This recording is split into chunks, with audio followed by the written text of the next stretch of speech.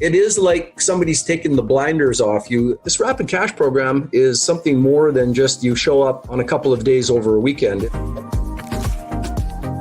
This program is good even for people who are just starting out, people who just want to take advantage of some opportunities that have come up other than long-term buy and hold.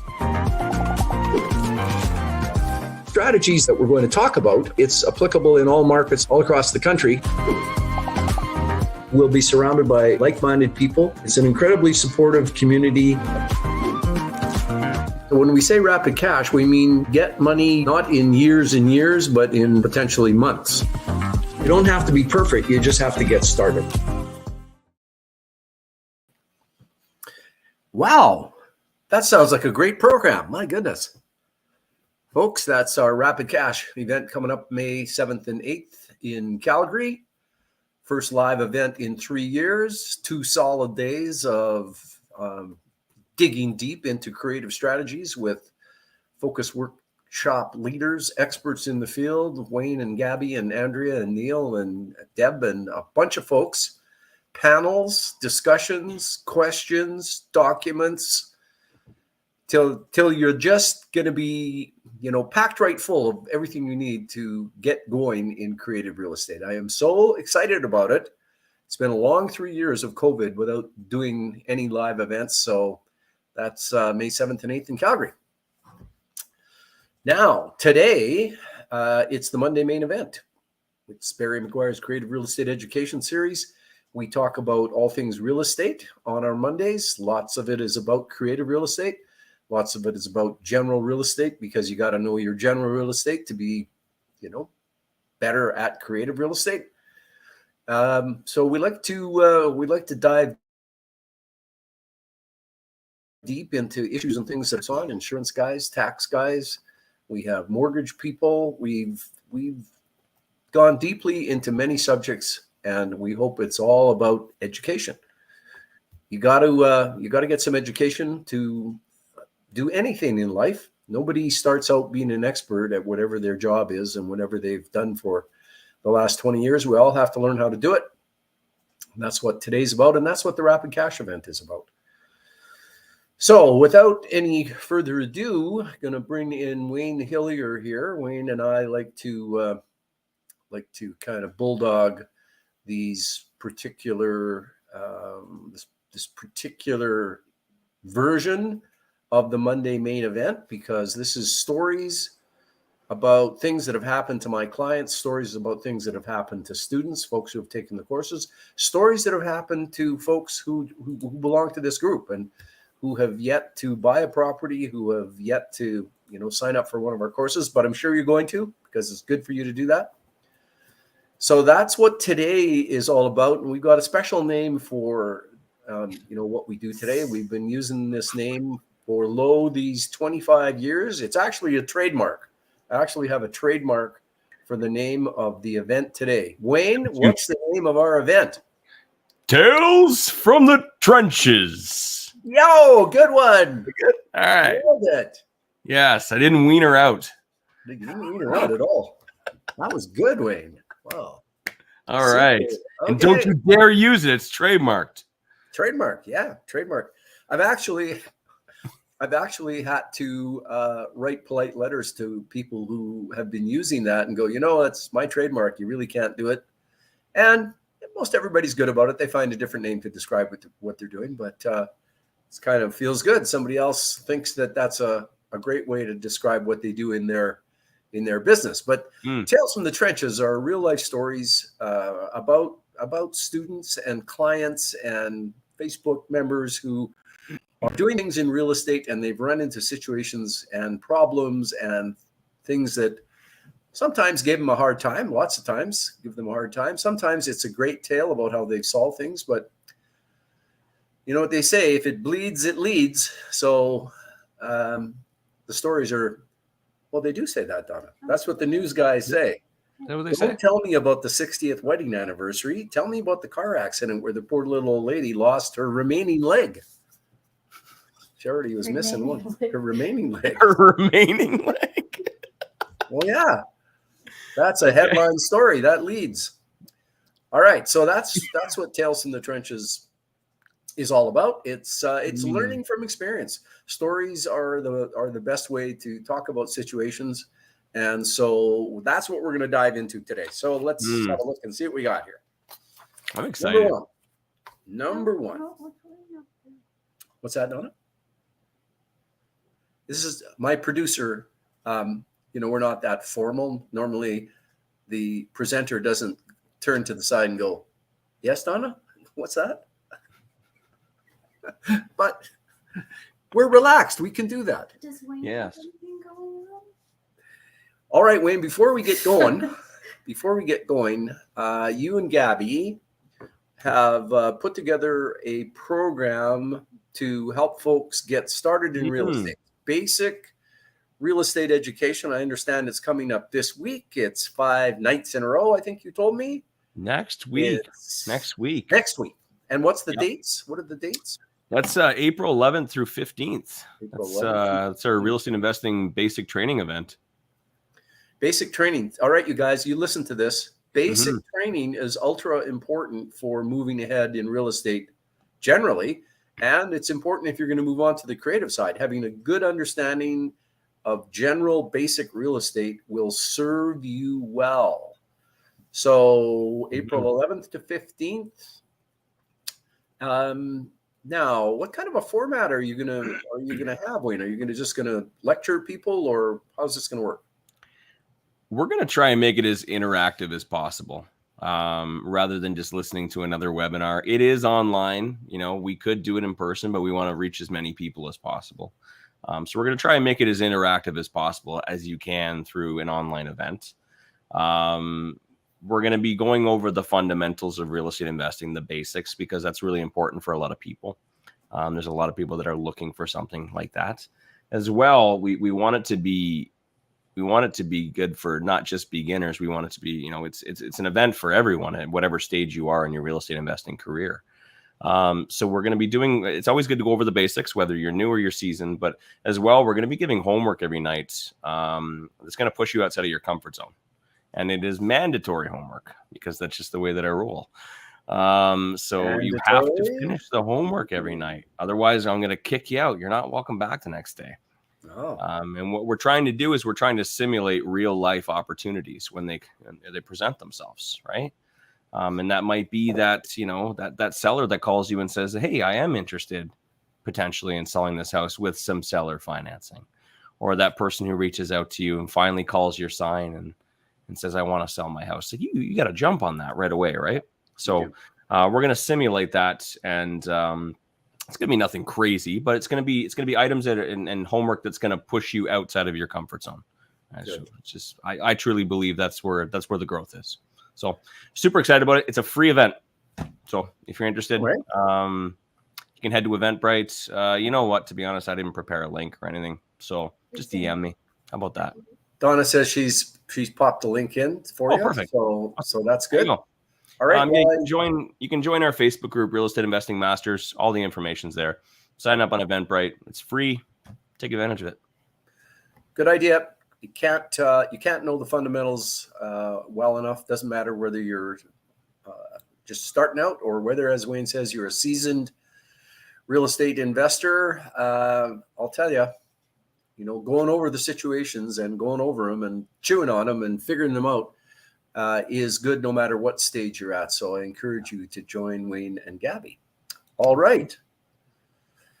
Let's move along then to our Tales from the Trenches for today. And the first one we've got is a situation where I had a couple of clients who were they've gotten started in creative real estate as wholesalers.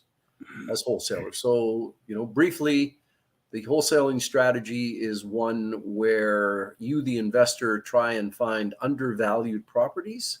You get those properties under contract, and then you find someone to take them off your hands for an assignment fee, and that's how you make some money. So that's the wholesaling strategy. There's lots more to it than that. The wholesaling strategy is the easiest one to describe, but it's got a lot of wrinkles and crinkles when you get into the situational side of writing deals and assigning them and collecting your money. But for these for these two situations, one was a student who'd taken the Rapid Cash program. One was a client who was looking to do wholesaling. They're both looking to do the same thing. And as they wrote their contracts, so they found properties that they think are undervalued. They're now looking to write a purchase contract to get the property under contract, to get control of the property. And one of them, I think it was the non-student, the non-student wrote on the very top page, the top of the first page of the contract, where you put the seller's name on the left side and the buyer's name on the right side. Under the buyer's name, he put John Smith and or assignees. John Smith and or assignees. So John Smith is the buyer, and he goes and or assignees, meaning to indicate to the seller that he's considering assigning the property.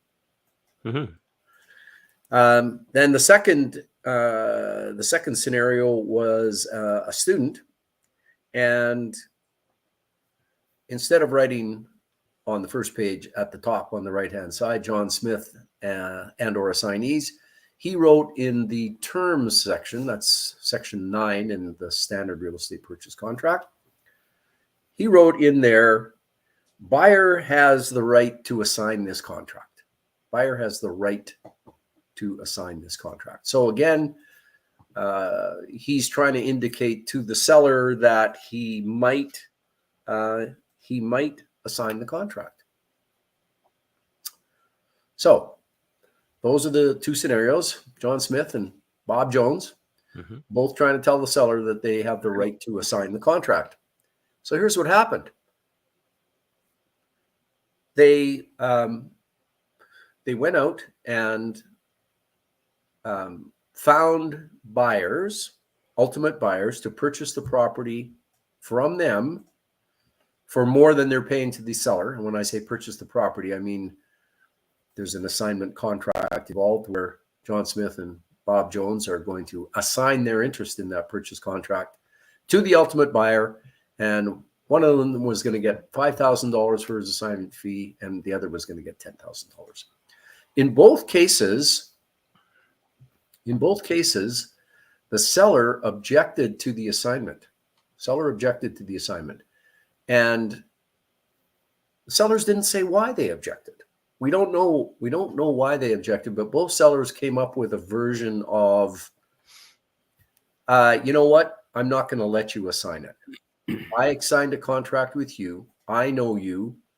I'm comfortable with you. I have no idea who you might be assigning to, and so I'm not going to allow you to assign the contract. And so both my client and my student, who are both my clients at this point, are going, wow, Barry, this is no good. I've got an ultimate buyer who's depending on me. They really want to buy the house. I really want to earn my assignment fee. Now the seller is telling me I can't assign the contract. I have to close with him. That's what the seller's telling me. So this is a really interesting question, because it as we move along, it'll point out the differences in how assignments work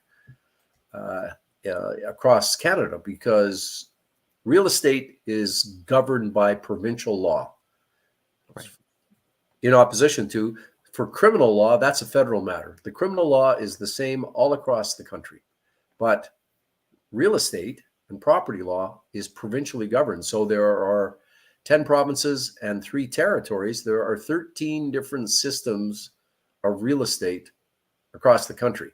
Right. Lots and lots of similarities between provinces and territories and how they run things.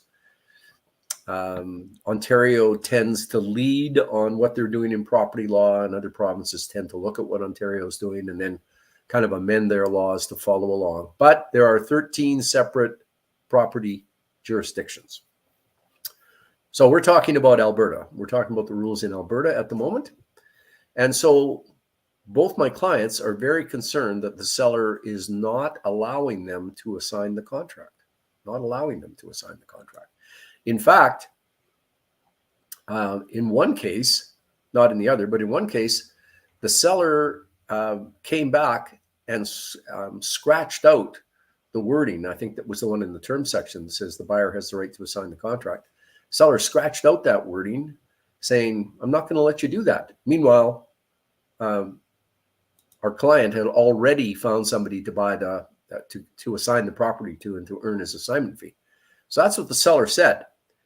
I was really happy to be able to say to both of my clients, you know what? The seller can't do that. The seller cannot tell you that he's not allowing you to assign the contract. And both of them went, really? You know, what if the seller writes in the contract that buyer may not assign this contract? Let's say that's what the seller wants and he writes it in the contract. Well, everyone who is doing wholesaling and doesn't want to run into this problem will be happy to hear that here in Alberta, we actually have a piece of law that governs this. Section 154 of our Alberta Land Titles Act says, I'll read it to you. Any contract in writing for the sale and purchase of any land, mortgage, or encumbrance is assignable, notwithstanding anything to the contrary contained in it. Ha! So, by Take law, that. take that. Ha. That's the black letter law. You're allowed to assign a contract. And, you know, I mean, if a seller looks at you and I mean, one of the things, Wayne, we talked about this, and one of the things I like to do, and I think we try and coach people to do, is more disclosure is usually better. So if you're a wholesaler, I think it's useful to say to a seller when you're talking to them about getting their property under contract that, you know, I'm in business, I buy and sell property, but you know, you've got a nice property. This is, if it's a nice property, you can say it. You know, I could live in this property myself. I could add it to my own portfolio, or I might find someone else who really wants this property and sell it to them and make a bit of money doing that. Are you okay with that? And most sellers say that they don't really care what you do with the property as long as they get paid. Yeah. Really, you've negotiated a price, and as long as the seller is getting his price. But I think sellers feel better if you tell them kind of who you are, that you are in business, that you do these kinds of things, that you might sell and make a profit. So I think that's good. So if when you're a wholesaler and you're giving that kind of here's who I am speech to your seller, the seller goes, well, John, this is John Smith now we're talking about, the first buyer. Okay, John, you know, I hear what you're saying. You might want to sell it to somebody else. And, you know, I don't really want you to do that. I know you, or at least kind of know you, but I trust you and you're the guy I'm dealing with. So I don't want you to assign the property. In the back of your mind, I don't think you have to have a big argument with John at that point. You probably don't have to beat him up with, well, Mr. Seller, I happen to know that under Section 154 of the Land Titles Act, I can assign the property anytime I want, and you can't do anything about it. I think you can have that in the back of your mind, knowing that that's what you can do. It would be nice not to have this conversation with the seller and that he wouldn't object to you assigning. But just in case it shows up, I think should be comforting for wholesalers to know that you have an absolute right under Section 154 of the Land Titles Act to assign your interest in a purchase contract. So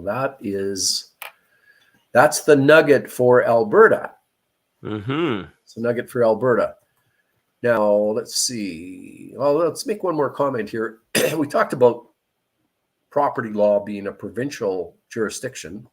Right. And so the rules on assignments, like the rules on property law, can be different from province to province. Like I said, they're quite a bit the same, but there are differences. And assignments is one place where there are big differences. So in British Columbia, there has been so much so much discussion over the amazing price rises that are there when wholesalers go out, get properties under contract, assign the property to someone else for, a good chunk of change. That person assigns to another assignee. That assignee assigns to another assignee. And by the time the last person closes on the deal's been assigned 3 times, and the price, in one particular case I'm thinking of, the price went from $850,000 to mom and dad who lived in the property 40 years to $1.3 million to the ultimate buyer was going to pay for the property. $850,000. Crazy. And of course, mom and dad who owned the house for 40 years, they might have paid $50,000 for it 40 years ago, and they might have thought getting $850,000 was amazing. But when they find out that someone's getting $1.3 million, they're smoking mad, very upset. And this didn't happen in BC a few times. It happened a lot. It happened a lot, to the point where the provincial government got involved, the Realtors Association got involved, and they changed the rules around assignments in BC. So sellers can prohibit assignments in BC. The paperwork around assignments is very complicated. It's all about causing wholesalers to have to disclose what they're doing, so that sellers can have some idea of the direction in which the thing is going. Now, Ontario specifically allows assignments. They don't have any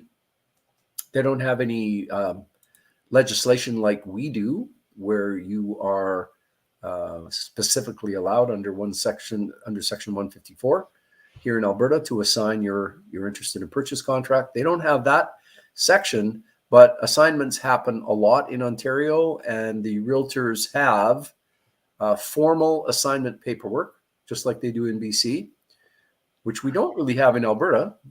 I don't know that there's any multiple listing service or Alberta Real Estate Association assignment contract that's approved for use in Alberta by realtors, but they certainly do have those both in British Columbia and in BC. In Saskatchewan, there is no comment seemingly one way or the other. I've talked to a few lawyers there, and they go, yeah, we see assignments. No, there's nothing in our Land Titles Act. No, we don't have any forms. No, there's no rules, just whatever. And so our Saskatchewan brothers are seemingly fairly relaxed about assignments. So to finish off, in Alberta, you have an absolute right to assign your interest in a purchase contract, no matter what the contract says and no matter what the seller says. So that's a useful little nugget to have in your toolbox. Mixing my metaphors, nuggets in toolboxes. That's good. A useful little nugget to have in your poke. In your what? Your poke. P-O-K-E, poke. Googling what a poke is. Better look it up, Wayne. What is this? What's your poke? Well, I'm gonna have like 40 different. Well, yeah, poke's a word that describes many, many different situations, but I think it's what about in your poke? That's I'm gonna get some bad Google results. I don't see anything. JB says poke is Japan food, and Facebook. That's what I. Pain an arm and a leg through the nose? No, the act of poking someone, protruding, thrusting.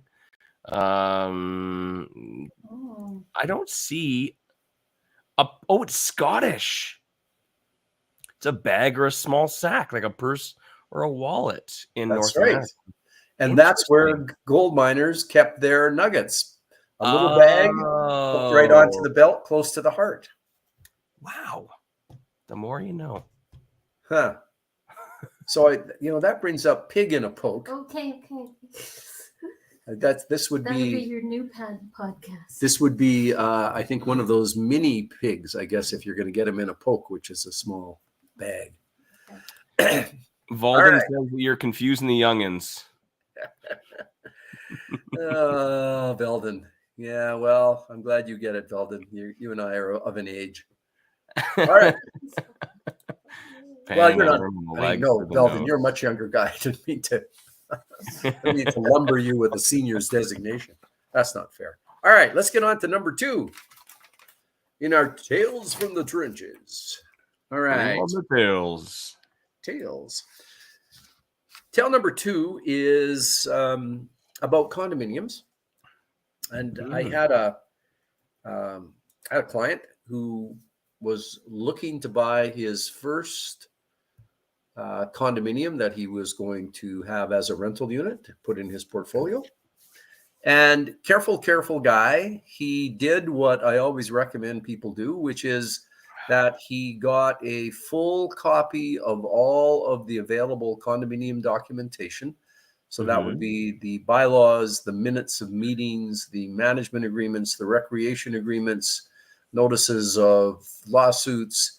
In the standard resale condominium contract, I mean, I think there's a list of about 15 or 20 things that condominiums might be keeping track of and keeping records on. And so they're supposed to give you all of the things that they have in that list. So strongly recommended that when you're looking to buy, part of your diligence is to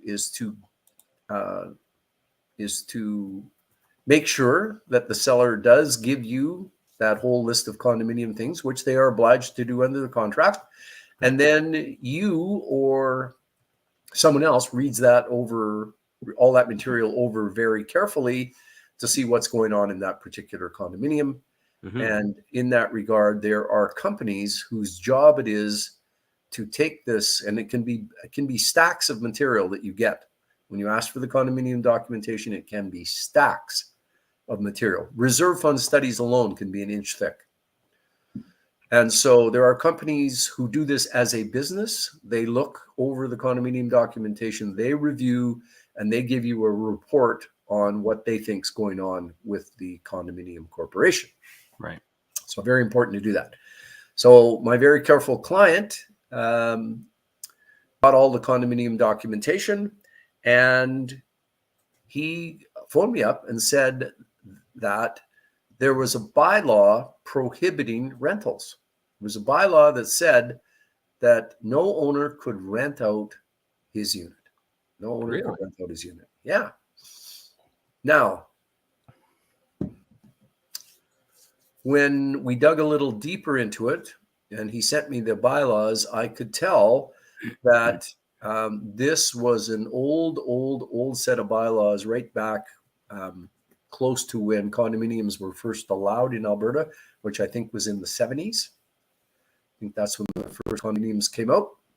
Or the Condominium Property Act came into existence, and therefore condominiums were allowed. So it was an old set of bylaws.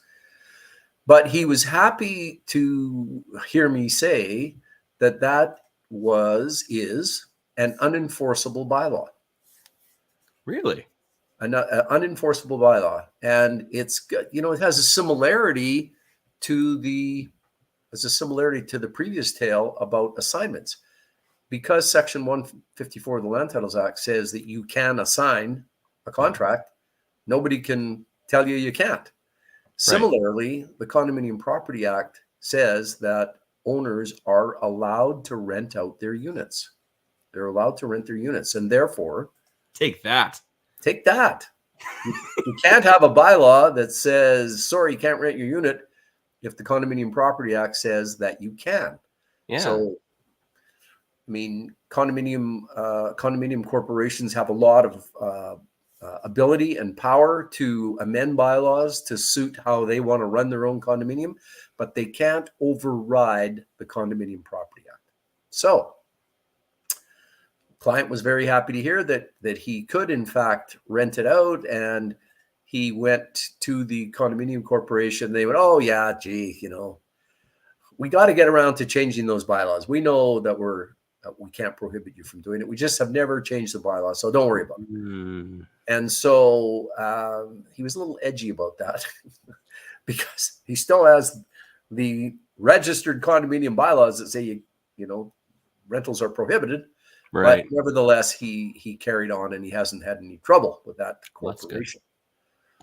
So that brings up another aspect to this, which is another client called me up to say that he was buying his first condominium unit with the plan to do short-term rentals. In other words, something like Airbnb.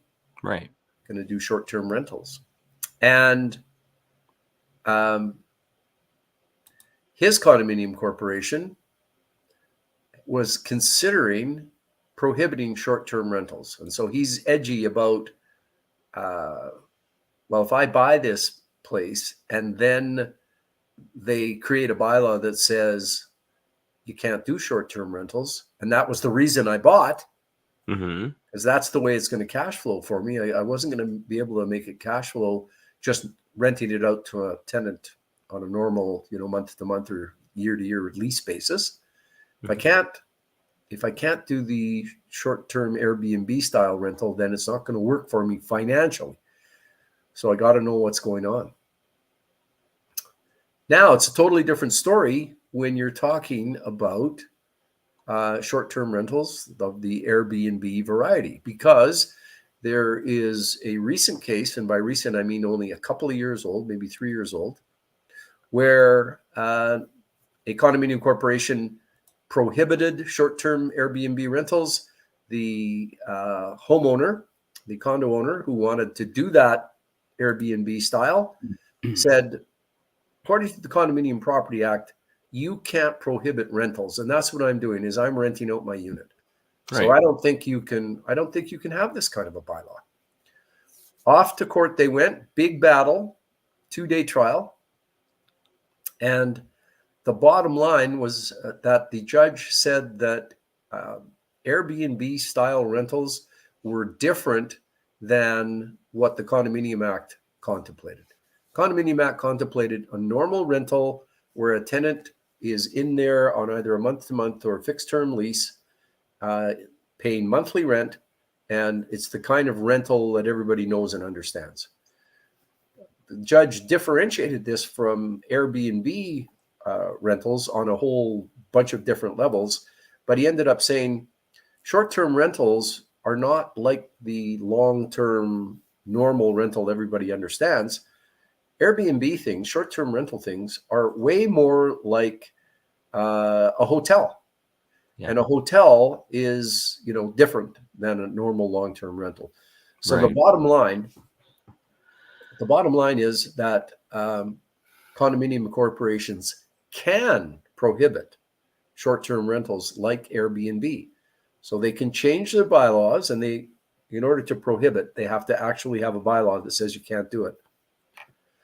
But they can bring those kinds of bylaws in, and they can certainly enforce them.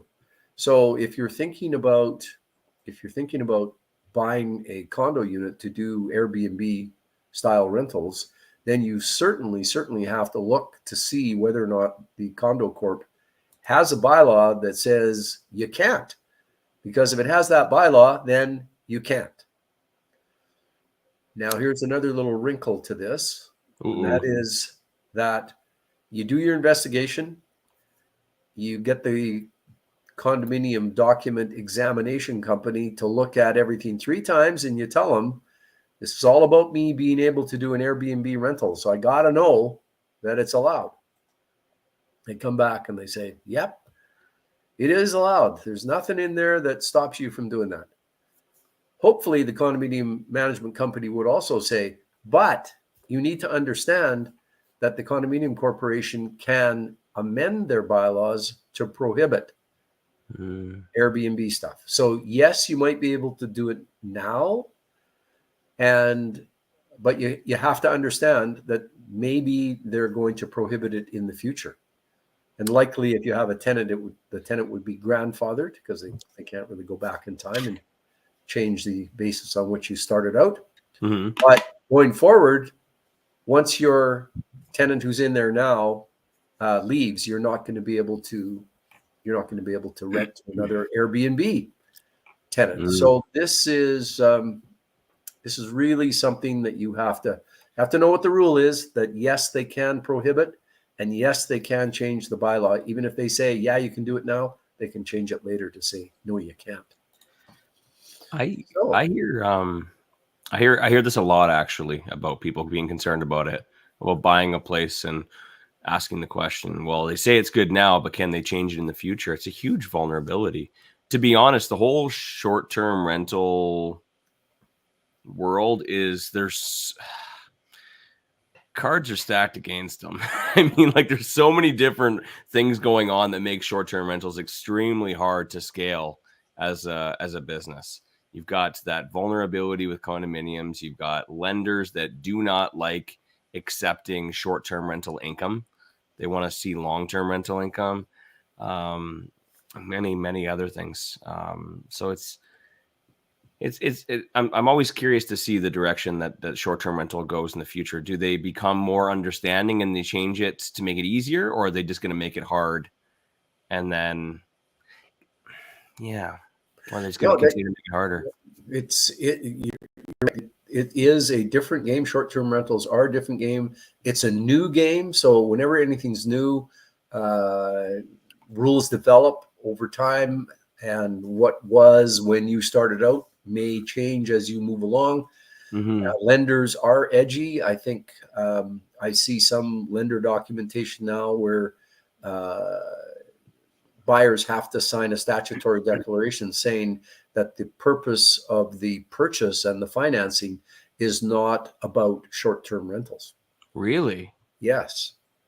And so that has caused quite a bit of trouble for one of my clients who only knew he was going to have to sign something like that when he showed up in my office on the day of signing. And I'm going, here's the statutory declaration. He goes, well, I can't sign that. It is a short-term rental. Oh. And they have to go back to the drawing board.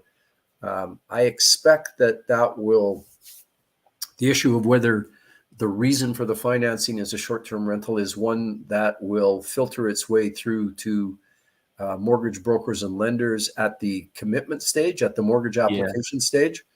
That question will get asked there so that it doesn't kind of lurk in the background and ruin a closing when it only is discovered 3 days before everything's supposed to change hands. So it's short-term rentals are difficult, and they are, again, different from province to province. Randy Brown from BC has given us some useful commentary about how things work in BC. Yeah. And, in BC, they don't have the rule on just regular rentals, where in Alberta, you're allowed specifically to rent. In BC, that is a rule that individual condominium corporations can decide whether they want people to be able to rent just like normal rentals or not. Mm-hmm. Yeah. So subtle differences between provinces. And if you're used to investing in one province and you move to another one, that's where you'll get your surprises, is not in the kind of general outline of how property law works, but in the subtleties, such as, can you rent your condo out or not, or can you do an Airbnb or not? So got to be careful with Airbnb if that's your plan. Mm-hmm. All right. Any questions coming out of that one? No. We're good then. I've been meaning to look more into, I've looked into Airbnb very briefly, just get my general education on it, or short-term rentals, I should say. Yeah. I never understood, like, it's growing so fast and everybody wants to book Airbnbs. They want a place to, they want something a little more homey than a hotel room when they're going to stay downtown to watch a hockey game or something. But the fact that they're making it so difficult so that it's pretty much only like homeowners are able to offer something like that, or someone who has 1 or 2 properties, right? You can't scale it as a business, so it's not being treated like a business.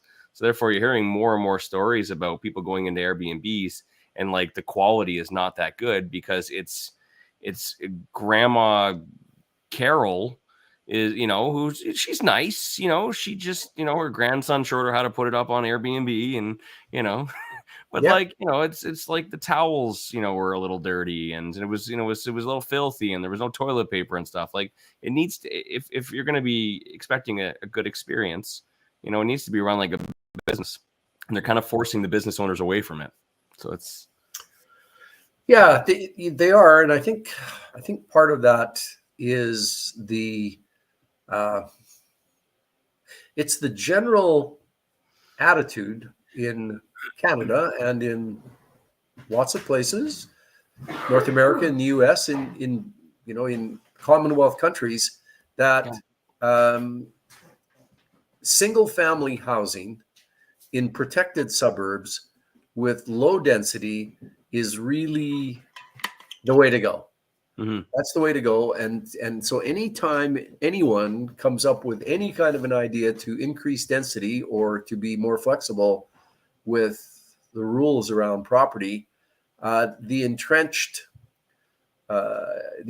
majority objects, and so that's an issue that runs through efforts in Canada and efforts certainly in the States and in other Commonwealth countries. It runs through all the efforts to improve access and affordable access to housing. Is Right. the entrenched attitude toward what housing is all about. And I think we're going to, if we really are serious about increasing density and giving more people a chance to have a place they can call their own, Mm-hmm. we're going to have to override the latent power of the single family homeowner and do something like they've done, say, in New Zealand. So the federal government in New Zealand, and I appreciate it's a smaller country and it runs differently, but Right. they have said that homeowners now have, as of right, the ability to have, say, up to 4 dwellings on a regular city-sized lot. That homeowners or property owners have, as of right, the ability to increase density to, a number that would mean that they can put up 4 plexes and 6 plexes. Interesting. As of right. And so As of right. They've made it very clear that local planning departments, because usually it's the municipality that sets the rules for planning, that the municipalities and planning departments can't go in the face of, you have the right to have 4 dwellings on your property. They can't set up permit qualifications and other hoops that homeowners have to jump through that really would prohibit them from doing what the federal law says. And so that is, what's happened in New Zealand. They're talking about doing this in Ontario. I think there's been a recent study come out and it's been put to government that it's very similar to what they're doing in New Zealand. It's going, folks, you've got the right to do this, and your local planning departments have to cooperate to make it happen. So that's kind of where I think we're headed, and where we have to head in order to loosen up that planning departments and the single family group really have on municipal planning across North America and the Commonwealth countries. So a bit of a sidebar there, but yeah, Interesting though. Interesting. That's kind of fits with your comments on how tough it is to run an Airbnb because of all the planning and other issues. Okay, that was. I was actually trying to pull up an article because we were talking about increased density this morning on the Real Estate Investing Morning Show, and someone brought it up about Beaumont. Now I'm trying to remember the details of it. Beaumont changed some bylaws late last year. Are you familiar with this? I'm not, but I'd be very interested to hear what Beaumont did. I think Now I can't find it. they're, This is embarrassing. I thought I might be able to find it by the time I. they're a forward-looking community out in Beaumont. Lovely town. I love Beaumont.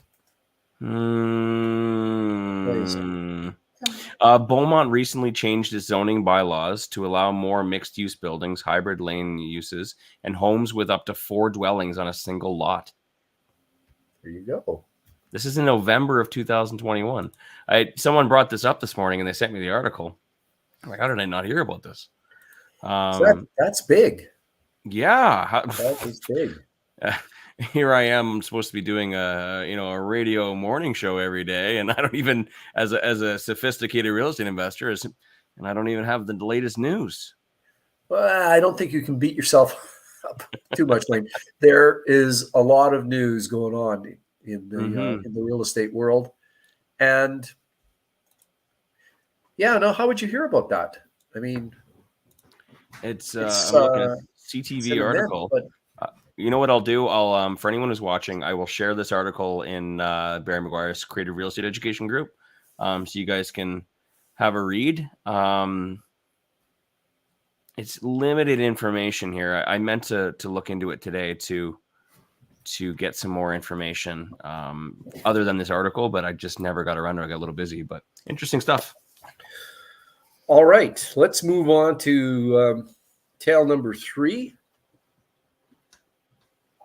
And tale number 3 revolves around the most discussed topic in residential real estate, not necessarily on the creative side, but just real estate generally. And that's the real property report and compliance.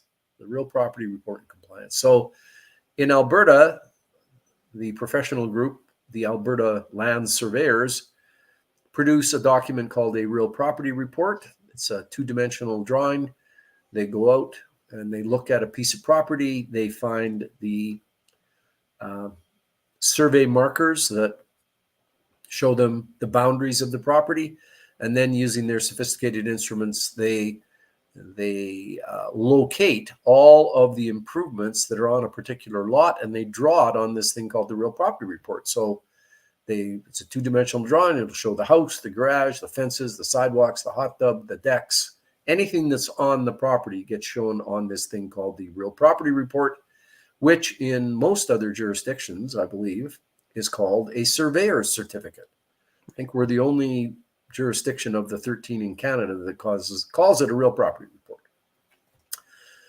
Now, in Alberta, again, Alberta always seems to be kind of riding their own horse here.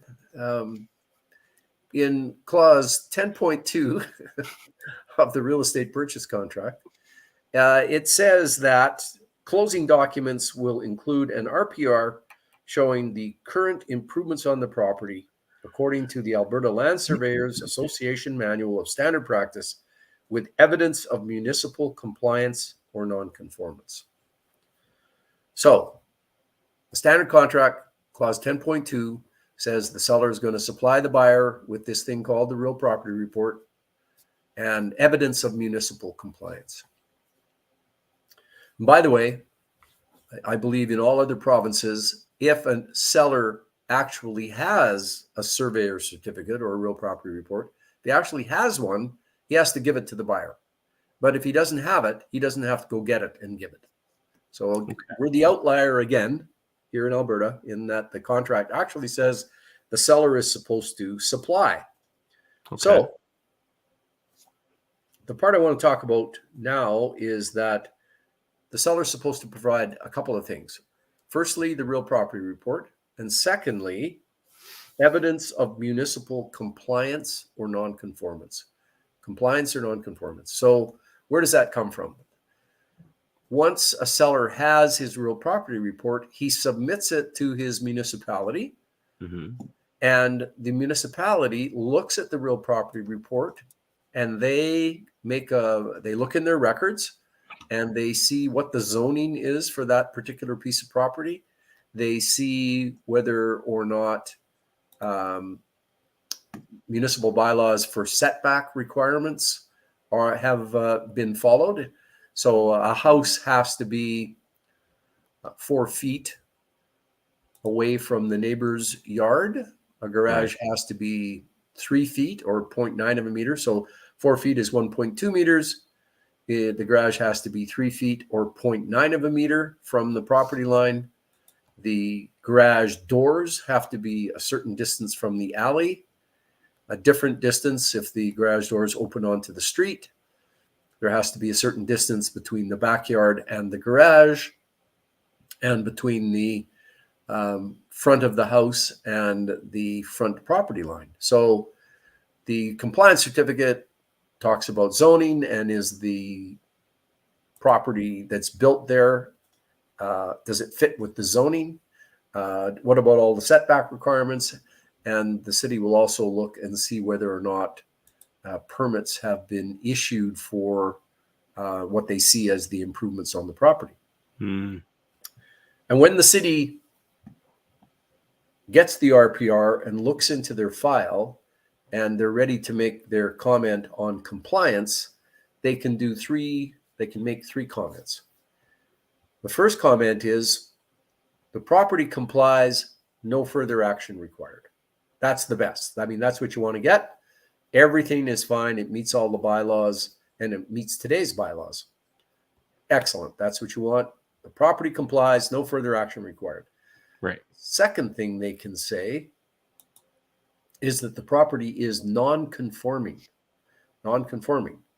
Now, that's a concern for people. And I had one client who got his report from us and dug out the real property report and the compliance and phoned me up, freaked out, saying, Barry, the property is non-conforming.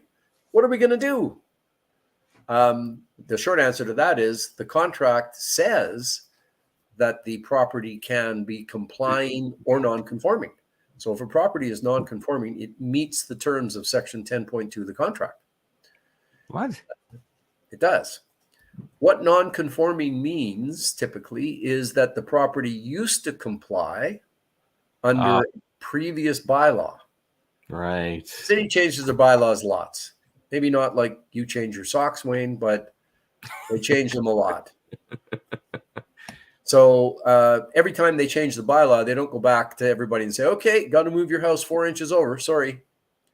They say that the property is non-conforming and everything is allowed to stay the way it is right now. Nobody has to do anything except if you're going to, for example, let's say that the distance between the house and the garage is too short. I think it has to be 15 feet, and let's say it's 12 feet. So they'd make a comment and they'd say, okay, well, the distance here is 12 feet, but for various reasons, we rule it to be non-conforming. Now, the reason that might be important to you as a buyer is if your plan was to buy that house and put an addition in the back, you're going to add on to the house in the back. Well, you can't do that because you are already short of space. Mhm. So non-conforming means you can leave it the way it is. You don't have to change anything. But if you're in the future looking to make a change that would increase the non-conformance, then you can't do that. In the future, you would have to meet the bylaws. And so for that particular situation, if you're looking to do an addition between the house and the garage and you already don't have enough room, well, you're not going to be able to put that addition in there. One of the reasons you want to get an RPR is to see what's going on. So comments from the city. Firstly, it can be complying. That's perfect. That's what you want. Secondly, it can be non-conforming, which is allowed under the contract, and which says the house can stay exactly the way it is. Nobody has to do anything unless you make changes. Then you have to meet the bylaw for the non-conforming aspect.